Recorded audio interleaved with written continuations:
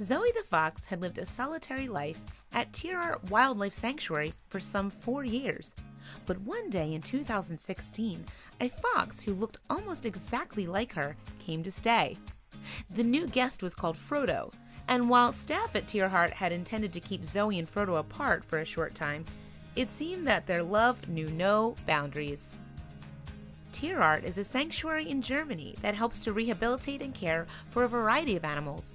In fact, the organization's name actually translates from German as Animal and Species Protection. In addition to its big cat center, the sanctuary also looks after native species such as badgers, raccoons, and of course, foxes. According to Tierart, Zoe came to the sanctuary in 2012 after being rescued from a fur farm. These kinds of farms are designed to rear animals in order to collect their fur and sell them for profit. And while controversial, the practice is still perfectly legal in many countries. In fact, a 2002 British Fur Trade Association report on fur farming actually stated that there were 6,000 fur farms across various European countries. The same report also estimated that animal fur raised in Europe brought in more than a staggering $5.5 billion in revenue between the years 1999 and 2000. Yet not everyone is so excited about the practice. Perhaps unsurprisingly, PETA is just one organization that campaigns to see fur farms consigned to history.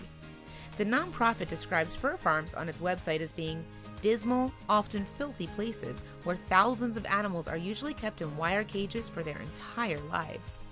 It goes on to create a vivid picture of hellish existence for the animals that live in these farms and then asks the public to go fur-free.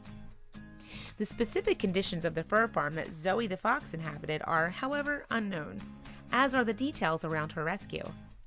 But one thing of note that we do know relates to the color of Zoe's coat. You see, she is known as a pastel fox because according to Tierart, she is the result of the crossbreeding of a platinum fox and a white face fox, which occurs for the purposes of the fur industry. Zoe's particular coloring is extremely rare and is not something that you're ever going to see in the wild. And while this certainly makes her special, it is also a reminder of her life on the fur farm. It was perhaps partly with this in mind that Tierart was happy to open its doors to the pastel fox. Zoe lived on her own in an enclosure within the sanctuary for quite some time. That is, until the arrival of a fox named Frodo in 2016.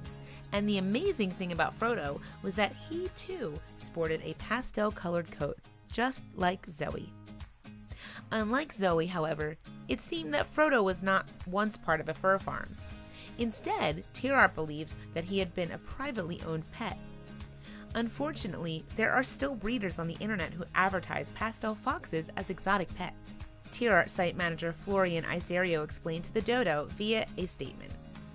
Yet, if Frodo had been somebody's pet, Iserio said his owner had simply abandoned the fox in 2016.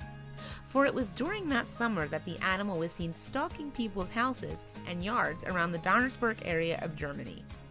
And evidently, his appearance caused some puzzlement among the local residents. Reportedly described as a dog-fox-like animal by locals, Tierart has stated that nobody initially wanted anything to do with the fox. Somebody, however, must eventually have had a presence of mind to alert the authorities, yet this development didn't immediately improve Frodo's situation.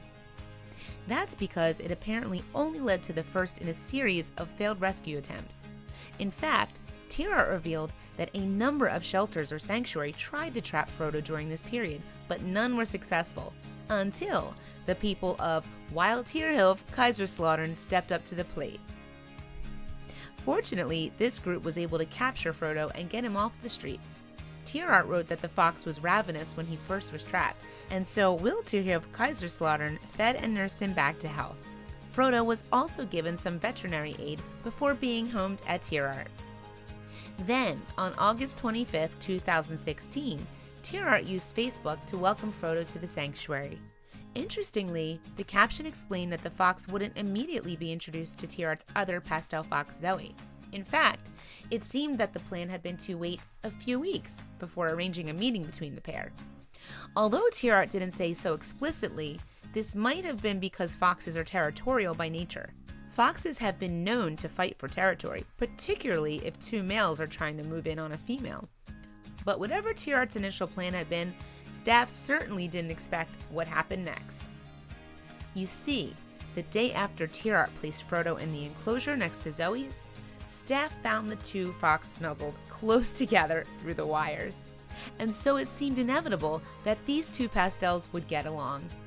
Then, just a few weeks later, Tierart had moved them into the same pen.